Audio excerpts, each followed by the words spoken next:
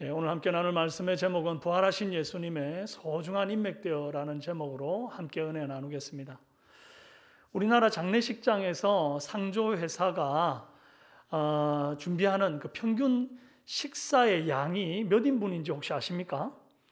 너무 많이 준비하면 남길 터이고 또 너무 작게 준비하면 모자라서 낭패를 볼 터이니 몇 인분을 준비하면 좋겠다고 상조회들이 생각했을까요? 평균 식수 인원이 250명이랍니다. 그러니까 일반적으로 인간관계 풀이 가족, 사돈의 팔촌, 친구들이나 교인들, 각종 계모임 하는 사람들 딱딱 끌고 모았을 때에 한 250명 정도면 현실적인 숫자다 이렇게 판단한 거죠. 만일 여러분이 소천에서 장례를 치르게 된다 그러면 몇 명이나 찾아올까요? 좀 더 관계를 좁혀봤을 때 만약 여러분이 하나님 품에 이렇게 안겼을 때 제일 슬퍼하고 제일 눈물 많이 흘릴 사람이 누구일까요? 저희 할머니는 이제 저를 예전에 어릴 때 제가 이제 할머니 손에 커놓으니까 저희 할머님이 항상 하시는 말씀이 있었습니다. 내가 죽으면 우리 동국이가 제일 많이 울 거야. 아니나 다를까 제가 제일 많이 울었어요. 여러분 아마 여러분 마음속에도 내가 이 세상에 없을 때 제일 많이 아쉬워하고 제일 많이 눈물을 흘릴 사람이 이 사람일 거야, 저 사람일 거야 생각나는 사람이 아마 있을 거예요. 이 사람은 내 인생의 중요한 순간들에 가장 먼저 기쁜 소식이든 슬픈 소식이든 나눌 사람이야 라고 생각하는 분이 있을 겁니다. 오랫동안 이렇게 취직이 안 되다가 면접 본 회사에서 합격했다고 연락이 딱 왔을 때 이 기쁜 소식을 제일 먼저 누구한테 알렸으며 또 알리겠습니까? 만약에 이제 결혼을 준비하면서 청첩장을 만들었는데 이미 결혼하신 분들은 그 청첩장 만들어서 부모님들께 드린 것 말고 그 다음번에는 누구에게 제일 먼저 드리셨어요? 많이 올 줄 알고 막 수백 장 찍었는데 정작 이렇게 하객으로 온 이가 내 기대보다 적었을 때는 혹시 없었나요? 첫 아기를 낳고 엄마 아빠 된 날 누구에게 이 기쁜 소식을 전하셨습니까? 부모님 혹은 가족 중 누군가가 소천했을 때 이 슬픔을 가장 먼저 누구와 여러분 나누고 싶어 하셨나요? 또 만약에 이제 그런 일들을 당하게 된다면 누구랑 제일 먼저 나누실 건가요? 우리는 다 기쁜 일이든 슬픈 일이든 인생의 중요한 순간에 제일 먼저 이것을 나누고 싶은 사람들이 있습니다. 예수님도 그랬습니다. 예수님께도 수많은 인맥이 있었지 않습니까? 예수님의 부모님, 그리고 친형제들, 12제자들, 70문도, 120문도, 예수님 십자가 아래까지 따라왔던 수많은 여인들. 이렇게 많고 많은 인맥 가운데서 예수님이 가장 먼저 자신의 부활한 몸을, 이 부활한 기쁜 소식을 보여주고 들려주고 싶었던 사람이 누구였나요? 오늘 말씀에 보면 막달라 마리아라는 여인이었음을 알 수 있습니다. 성경에는 마리아라고 하는 이름을 가진 여인들이 많이 나옵니다. 예수님의 어머니 마리아, 글로바의 아내 마리아. 이 글로바의 아내 마리아는 곧 세베대 그 어머니 마리아와 동일한 인물이고요. 그 다음에 나사로의 여동생 마르다와 마리아가 있는데 그 마리아. 그리고 오늘 본문에 나오는 예전에 7 귀신이 들렸다가 예수님께서 귀신을 쫓아내 주시면서 인생이 완전히 새롭게 바뀐 막달라 마리아라고 하는 이 여인이 나옵니다. 누가복음 8장에 이 막달라 마리아가 예수님이 죽게 하셔서 이제 새롭게 된 이후에 말이죠. 얼마나 행복했는지 인생을 예수님께 올인합니다. 그래서 갈릴리 여자들과 함께 예수님 전도하는 대열에 끼어가지고 막 쫓아다니면서 이제 성경에 보면 이렇게 기록되어 있어요. 자신들의 소유로 예수님과 12제자들을 섬기더라. 그렇게 자기 소유를 팔아서 예수님과 제자들을 전도 여행에서 섬겼던 여인 중에 한 사람이 이 예전에 7 귀신 들렸다가 나음받은 이 막달라 마리아가 속해 있던 겁니다. 그리고 요한복음 19장 25절에 보면 이 예수님이 십자가 달리실 때 그 십자가 아래에 있었던 여인들이 있었는데 네 사람의 인물이 기록되어 있어요. 예수님의 십자가 곁에는 그 어머니와 이모와 글로바의 아내 마리아와 막달라 마리아가 섰는지라. 여기에도 막달라 마리아 있죠, 그죠? 또 예수님 시체를 어디 뒀는지 확인하기 위해서 막 로마 군병들을 뒤쫓아가고, 또 거기에서 아리마대 요셉이 예수님 시신을 달라고 담대하게 얘기해서 자기 무덤에다가 묻어두는 것을 이렇게 따라가서 확인합니다. 마지막으로 큰 돌을 굴렸던 그 무덤이 여기 있구나. 내가 이곳으로 다시 와야지. 그러고는 집에 돌아가서 향품을 준비해서 안식 후 첫날 새벽에 제일 먼저 달려나오는 사람이 바로 막달라 마리아였습니다. 아직 예수님의 어머니 마리아도 아들 예수님의 부활을 보지 못했습니다. 예수님의 수제자라고 여기는 베드로도 예수님의 부활을 보지 못했고요. 예수님께서 가장 사랑하시던 제자라고 요한복음 곳곳에 기록되어 있는 그 요한도 예수님의 부활을 보지 못했습니다. 여기서 잠깐 한번 짚고 넘어가고 싶은 게 있는데, 왜 요한은 요한복음에서 자기 자신을 항상 소개할 때에 예수께서 사랑하시던 제자라고 그렇게 기록하고 있을까요?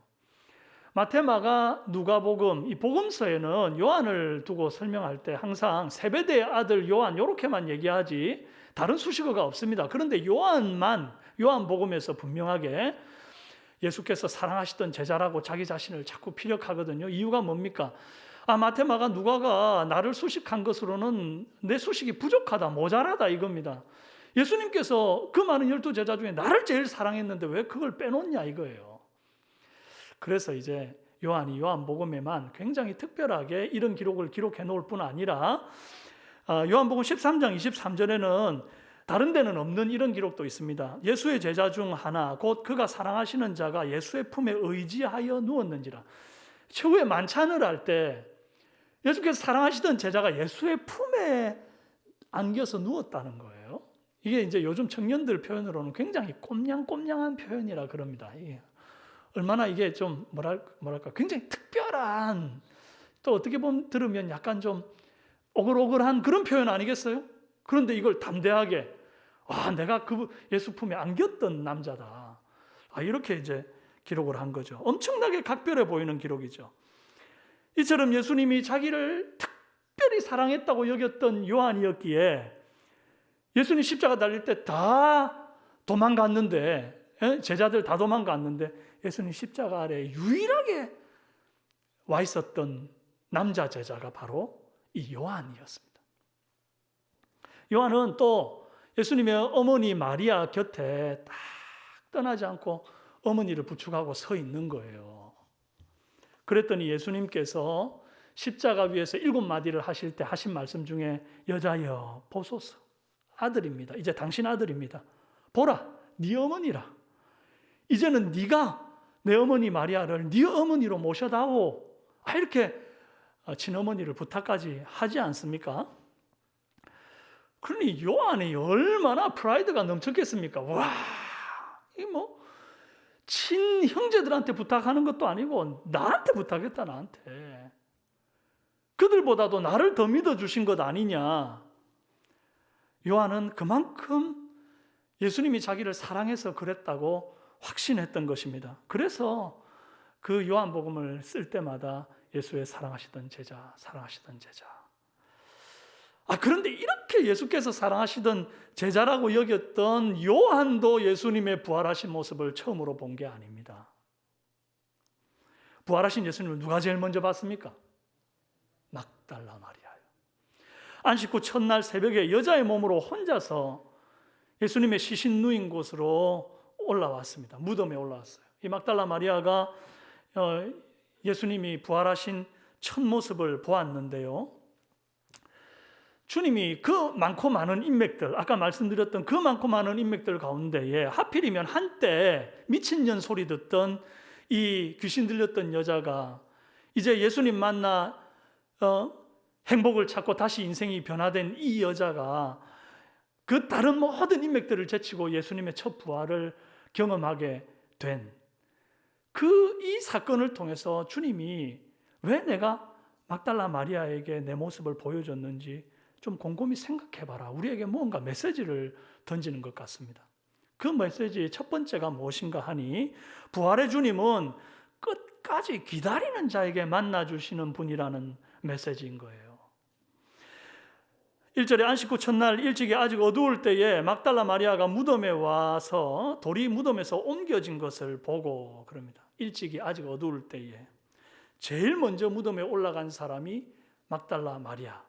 그런데 돌문이 굴려져 있어요. 안에 들여다보니까 아무도 없어요. 놀래가지고 이 소식을 알리기 위해서 이 동산에서 달려 내려갔다라고 되어 있습니다. 달려갔어요. 아직 껌껌한데요.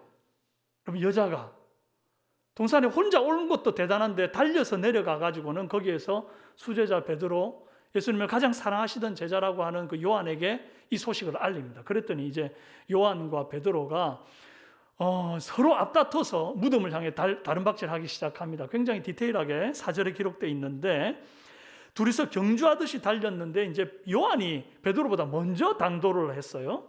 그런데 무덤이 왠지 음산한 것이 겁이 났는지 빼꼼히 쳐다만 보고 들어가지를 않았습니다. 근데 베드로는 물불 안 가리는 남자 아닙니까? 늦게 도착했지만 무덤 속에는 먼저 쑥 들어갔습니다. 확인해 보니까 예수님 머리맡에 쌌던 대로 그 세마포가 고이 개껴져 놓여 있는 것입니다. 그런데 무덤은 텅 비어 있는 거죠. 무덤이 텅 빈 것을 이제 눈으로 목격하고 확인했으니까 만약에 베드로와 요한이 평소에 예수님 말씀을 잘 새겨 듣고 그 말씀을 마음으로 믿었던 사람 같으면 이 빈 무덤을 보고 예수님 부활을 확신하고 드디어 예수님 부활하셨구나. 그 증거가 이 빈 무덤이구나. 그러면서 예수님 어디 산책 중이신가? 나와가지고 무덤 주변을 살폈어야 되는 거거든요. 그런데 그렇게 안 하고 어떻게 합니까? 집으로 돌아갔다고 그렇게 기록이 되어 있습니다. 집으로 돌아갔다. 완전 김 빠진 사이다처럼 맥 빠진 사람처럼 그냥 그렇게 맥없이 집으로 돌아가 버립니다. 8절에 빈 무덤을 확인한 사건과 집으로 돌아간 10절의 사건 사이에 괄호를 쳐서 묶어놓은 9절 말씀이 있습니다. 무엇이라 했냐니까 그들은 성경에 그가 죽은 자 가운데서 다시 살아나야 하리라 하신 말씀을 아직 알지 못하더라. 뭘 아직 알지 못해요? 다시 살아나리라 하신 그 말씀을 아직 알지 못하더라. 예수님이 부활에 대해서 숨기지 않았거든요. 예루살렘으로 입성하시던 때에 아예 비유로 말씀 안 하고 노골적으로 얘기를 하셨거든요. 요한복음 14장 12절에 내가 아버지께로 감이라. 요한복음 16장 5절에 내가 나를 보내신 이에게로 가는데 16장 28절에는 내가 아버지에게서 나와 세상에 왔고 다시 세상을 떠나 아버지에게로 가노라. 한두 번 말씀하신 것도 아닙니다. 그런데 그 빈 무덤을 보고 말이죠. 맥 빠져서 집에 돌아가 버린 이유가 성경에 말씀하신 그 말씀을 아직 알지 못해서 돌아가 버렸다는 겁니다. 베드로 요한 참 안타깝죠. 왜 이렇게 말씀을 제대로 듣고도 그렇게 알지 못할까요? 왜 믿지 못할까요? 그런데 이것이 베드로와 요한의 문제만은 아니라는 겁니다. 오늘 우리의 문제이기도 해요. 매주일 예배 중에 하나님 말씀 듣고 또 성경 연구를 통해서 하나님 말씀 배우는데도 그 말씀을 통해서 주님께서 우리에게 얼마나 큰 확신을 주고 힘을 줍니까? 세상을 두려워하지 말아라. 내가 세상을 이겼다. 담대해라. 그런데도 말씀 실컷 듣고 배우고 난 다음에 그 현장을 빠져나가면서 말씀은 그렇지만 현실이 어디 그런가. 그러고는 코가 석자라 빠져가지고 김 빠진 사이다처럼 맥 빠진 이 제자들처럼 그렇게 집으로 돌아가는 우리의 모습은 아닌가 하는 것입니다. 말씀 듣고 돌아가면 막 힘이 넘쳐야 되는데 적어도 그 순간만큼은 담대해야 할 텐데. 여러분, 좀 우리가 하나님 말씀을 들을 때에 입체적으로 알고 액면 그대로 믿는 좀 단순한 믿음이 있으면 좋겠습니다. 저와 여러분은 예배 현장에서 하나님을 찬미하고 하나님 말씀을 받으면 그냥 마음이 꽉 차서 예배 현장에서 나아갈 때 막 목에 힘이 딱 들어가고 어깨에 짱짱하게 힘이 들어가고 말이죠.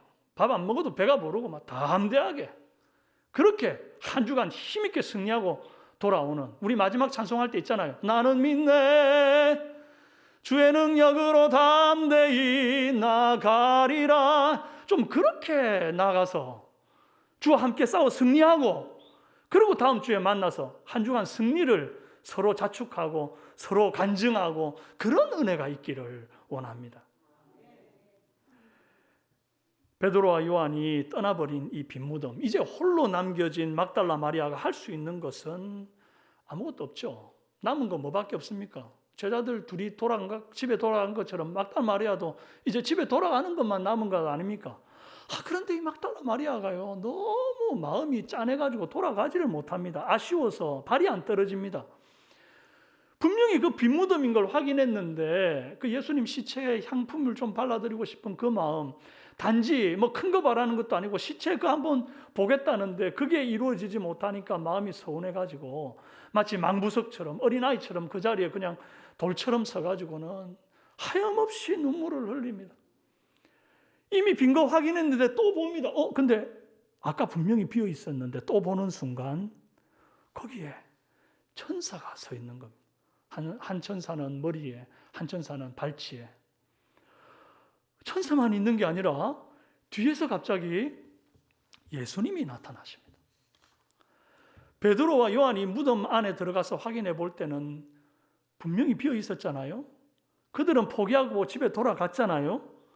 혼자 끝까지 남아있던 마리아에게는 천사도 나타나고 예수님도 나타났습니다. 마리아를 생각하면 이 얼마나 다행스러운 일이고 얼마나 축하할 일입니까? 그런데 베드로와 요한을 생각하면요, 안타깝게 짝이 없는 일입니다. 너무 아쉬운 일이에요. 조금만 더 이 막달라 마리아와 함께 그 자리를 좀 지키고 기다리고 있었더라면 예수님 같이 만나 얼마나 기뻤겠습니까? 그런데 결국 뭐가 그렇게 마음이 급했는지 그냥 집으로 돌아가 버리는 바람에 부활하신 예수님을 만나지 못하고 말았습니다. 막달라 마리아와 베드로 요한의 차이가 뭡니까? 기다림의 차이입니다. 이거 하나밖에 없습니다.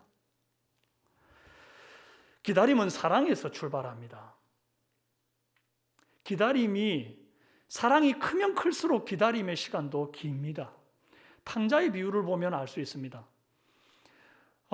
둘째 아들이 말이죠, 아버지한테 재산을 빼앗듯이 그냥 받아가지고는 나가가지고 허랑방탕하고 세월을 탕진하고 있습니다. 그러다가 완전히 알거지 돼가지고 살기 위해 다시 아버지께로 돌아갈 결심을 합니다. 그러고 뭐 전화가 있습니까? 뭐 삐삐가 있습니까? 인터넷이 있습니까? 연락할 방법도 없었고 그냥 먹고 살기 위해 어느 날 갑자기 아버지께로 갔는데 마치 알고 나와 있는 것처럼 아버지가 상거가 먼데 기다리고 지키고 있다가 세상에 그걸 발견하고 달려와서 아들과 목을 어긋맞고 서로 울며 재회를 합니다. 여러분, 아버지가 연락도 하고 오는 게 아닌데 그렇게 마치 기다렸다는 듯이 만나게 된 이유가 뭐죠? 매일매일 그 아들이 나간 날로부터 돌아올 그때까지 늘 그 상거가 먼데도 나와서 기다리고 있었던 겁니다. 사랑하니까 세월이 아무리 흘러도 기다리는 거예요. 사랑하니까 돌아올 기약이 없는데도 기다리는 겁니다. 모두가 떠나고 없는 그 빈무덤을 떠나지 못하고 예수님 시체가 돌아오기를 기다리는 이 막달라 마리아의 기다림은 사랑이었습니다. 이 사랑에 예수님께서 응답해 주신 겁니다. 누구에게도 보이지 않았던 그 부활하신 몸을 이 막달라 마리아의 사랑에 응답하여 보여주셨던 겁니다. 오늘 우리는 뭐가 그리 바빠서 예수님을 더 못 기다리고 그렇게 빨리 집에 가기 바쁜지 모르겠습니다. 기도할 때 말이죠, 조금만 더 기도하면 막 성령의 임재가 우리 가운데 임하고 마음에 성령의 충만함을 받을 텐데 너무 빨리 집에 돌아가는 거예요. 하나님 말씀을 볼 때도 조금만 더 묵상하면, 조금만 더 깊이 말씀을 상고하면 그 속에서 은혜의 관맥을 캐게 될 텐데 그걸 못 참고 빨리 덮고 집에 가는 겁니다. 그래서 하나님의 은혜에 깊이 들어가지를 못합니다.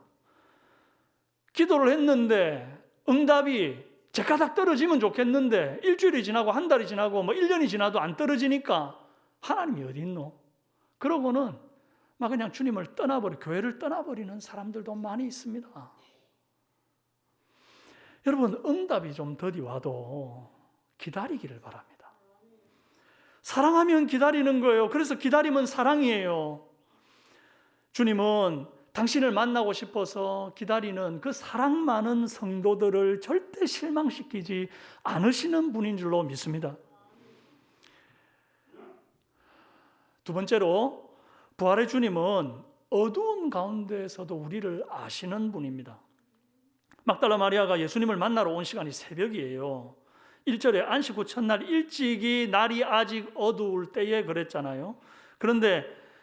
그래서 그런지 예수님이 뒤에 와 있는데 이 막달라 마리아가 못 알아봅니다. 14절에 뒤로 돌이켜 예수께서 서 계신 것을 보았으나 예수신 줄을 알지 못하더라. 봤는데 몰라요. 이때 예수님이 음성을 들려주시죠. 여자여, 어찌하여 울며 누구를 찾느냐? 말씀이 꽤 길잖아요. 여자여, 어찌하여 울며 누구를 찾느냐? 이만하면 음성 듣고 알아챌 만한데 몰라요. 동산직인 줄 알았대요. 15절에 당신이 옮겼거든 어디 두었는지 내게 이르소서. 그리하면 내가 가져가리이다. 어두워서, 안 보여서, 못 믿어서 몰랐습니다. 그런데 어두워서 사람 분간하기 힘든 것은 예수님도 마찬가지 아니겠습니까? 그러나 예수님은 마리아 뒷모습만 보고도 정확히 알았습니다. 마리아가 말을 한 것도 아니고요. 흐느껴 우는 그 소리만 듣고도 마리아인 줄 알았습니다. 그래서 어두움 가운데서 울고 있는 그 마리아 뒷모습을 보고 네가 누구? 이리 하지 않고 뭐라고요? 마리아야. 이름으로 부르시는 거예요. 이전에 12제자들과 가버나움으로 가던 그 바다 위에 풍랑을 만나서 제자들이 막 힘겨워할 때 예수님께서 물 위를 걸어오신 때가 있었죠. 그때가 성경에 밤사경이라고 얘기를 하는데 유대인들은 하룻밤을 언제부터 언제까지로 정하냐니까 저녁 6시부터 다음날 새벽 6시까지를 하룻밤으로 봅니다. 이 하룻밤을 1경, 2경, 3경, 4경 이 네 개의 경점으로 나누는데 그중에 제일 칠흑같이 어두운 경점이 4경이에요. 새벽 3시부터 6시까지입니다. 그런데 그 밤 4경 제일 칠흑같이 어두운 그때에 마치 지금 막달라 마리아가 예수님 만나러 나온 것 같은 이때에 예수님이 물 위를 걸어서 제자들 가운데 왔거든요. 그건 제자들이 못 알아봅니다. 뭐라 그러냐니까 마가복음 6장 49절에 제자들이 그가 바다 위로 걸어오심을 보고 유령인가 하고 소리 지르니 귀신이야 그랬던 거예요. 그런데 예수님은 그 제자들을 향해서 뭐라 그러는 줄 아십니까? 안심하라. 내니 두려워하지 말라. 그리 말씀하십니다. 주님은 이런 분입니다. 아무리 칠흑같이 어두워도 우리는 주님을 못 알아봐도 주님은 우리를 너무 정확하게 알아보시는 분입니다. 사랑하는 여러분, 요즘 신앙생활 하시면서 참 주님이 잘 안 보이시는 분 계십니까? 기도를 해도 왜 그렇게 숨바꼭질하는 것 같은 그런 느낌으로 받으시는 분들 계십니까? 혹시 너무나 힘든 상황을 만나서 어두운 터널을 통과하는 것 같고 아무도 나의 고통을 모르는 것 같은 그런 어둠 속에 계시는 분 계십니까? 마치 막달라 마리아가 눈물을 흘리면서 하염없이 망부석처럼 서 있는 것처럼 여러분들 가슴에 눈물밖에 없는 분들이 혹시 계십니까? 여러분, 주님 모르시는 것 같아도요, 우리 주님은 다 보고 계십니다. 다 알고 계십니다. 그리고 찾아오셔서 나를 이름으로 부르십니다. 안심하십시오. 보고 계시고 듣고 계시고 알고 계신 주님이 이름으로 부르십니다. 여러분 한번 주님이 내 음성 부르는 것처럼 여러분 내가 내 이름 한번 불러보세요. 시작.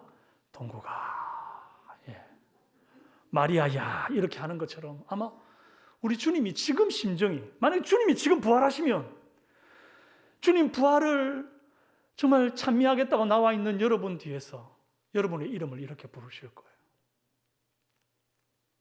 할렐루야. 오늘 이 부활주일에 우리가 이 좋으신 주님의 음성 듣고 영광의 주님 찬송하는 큰 은혜 있길 바랍니다. 세 번째로 부활의 주님은 나를 끝까지 포기하지 않으시는 분입니다. 예수님이 잡히시던 날 호산나를 외치며 따르던 무리들 안 있었습니까? 종려나무 가지를 흔들고 막 옷을 벗어 바닥에 깔고 그렇게 난리 부르스를 치던 사람들 다 예수님 버리고 도망갔습니다. 예수님 형제들, 예수님 제자들 다 예수님 버리고 사라졌습니다. 철저히 버림받았고 홀로 군중들에게 남겨져서 쓸쓸히 붙잡히고 마침내 그 고난의 잔을 기어이 한 방울도 남김없이 십자가 위에서 다 받으셨습니다. 그런데 그 예수님이 오늘 살아나셔서 막달라 마리아에게 말씀하시기를 17절에 너는 내 형제들에게 가서 이르되 내가 내 아버지 곧 너희 아버지 내 하나님 곧 너희 하나님께로 올라간다 하라 하시니 그렇게 말씀합니다. 여러분 이 말씀에서 우리가 눈여겨봐야 할 구절이 뭔지 아십니까?